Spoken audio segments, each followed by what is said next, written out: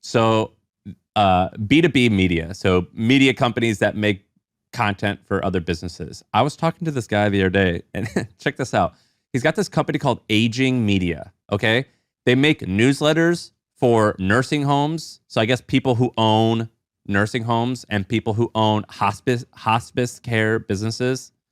And it's like, I think only 3 years old. Or 4 years old. It's not a very old company. But he was telling me that this year they'll do around 10 million in revenue and like 3 or 4 million in EBITDA, and completely bootstrapped. And they have got 40 employees. And if you go to, it's called Aging Media, go to the website and look at their shit. It is so simple. It's such a straightforward business. And I see this stuff and I'm like, oh man, I could totally do this for X, Y, and Z. And that's a small example. There's a bigger example. There's this company called Industry Dive. Industry Dive was just acquired like a week ago, I think, or 2 weeks ago. They were acquired for $500 million. They do they were doing, where is it? They were doing $110 million in revenue. They're doing 110 million in revenue with 30% profit, 380 employees, 53 newsletters. Across those 53 newsletters, 2.5 million subs, and pretty straightforward. Like not complicated, not necessarily easy, but not complicated and straightforward. Their content, I think, it's okay. It's just like, it's basically just bullet points. It's an email with bullet points of what's happening in like the restaurant industry or whatever. But these companies, the bar, I think, to be good is so low for B2B media because it's just like, like it just mostly all sucks. They like think that like you have to write a certain way.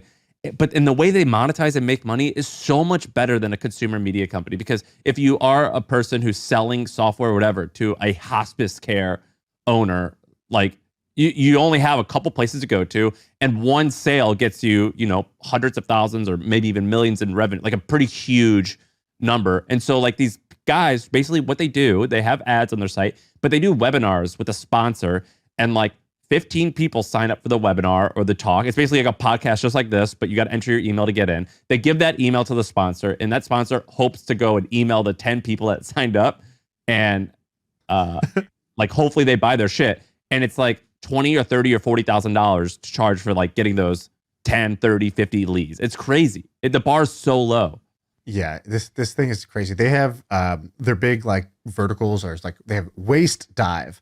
Waste dive is for the waste management industry. Then they'll have like pharmaceuticals, and then they'll have finance, and then they'll have like these different things. I think their biggest one. So marketing dive is 510,000 subscribers. Biopharma dive 275,000 subscribers. Construction dive 300,000 subscribers.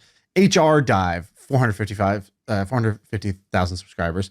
And then they have just a bunch of others, right? Utility dive, restaurant dive, retail dive is their biggest one, 700,000 subscribers. It's pretty crazy. This is not a media company, really. Like, yes, they're a media company, but like the game isn't, are you good at making content? The game is, are you really good at acquiring users and like acquiring subscribers in this industry? I don't think you have to be that good. If you're like a D2C dork like you don't have to be that good at this. Like, because you're already pretty good at like trying to acquire a user for $2 so you can make $8. Like, right. You're probably better, more skilled. You're just choosing like a less lucrative game. And here's why this is interesting. The guy who started Industry Dive, his name's Sean. He previously was the president of another company called Fierce Markets, and they did this exact same thing, but they did it starting in 2005 or like 2002.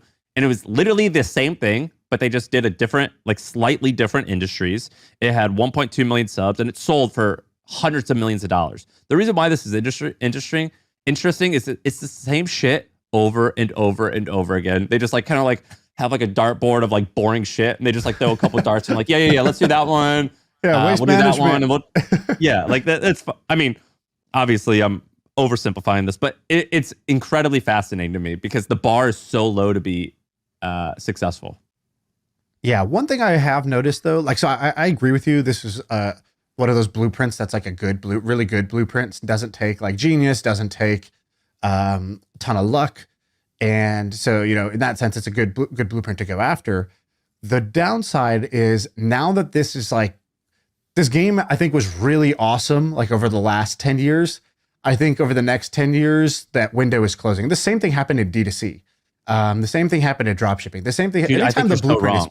anytime the blueprint is easy, I think that when a company sells for $500 million doing something, there's a bunch of sharks like you and I who hear about this, go study their blueprint, and you get 15 new like aggressive people who now know how big the prize is for something like this and now have a blueprint to follow, all doing the same thing. I still think you could win, and somebody will win, but it is, I would say, 10 times harder than it was over the last 10 years, in my opinion, because you're going to have that set of people. This is exactly what's going on in D2C, which is that cost of acquiring customers are going up. Why? Because people realized, oh, you could just do this with like, pick a product, run this Facebook ad blueprint, use Shopify, use Klaviyo. It's like this stack of like, I just need to do these six things. There's so many more people doing that than this. There's so many more people starting deodorant and like jewelry brands than there are this boring shit. But for those, you can have way more, right? You can have, how many jewelry brands can the market hold? It can hold a ton because people are going to have a bunch.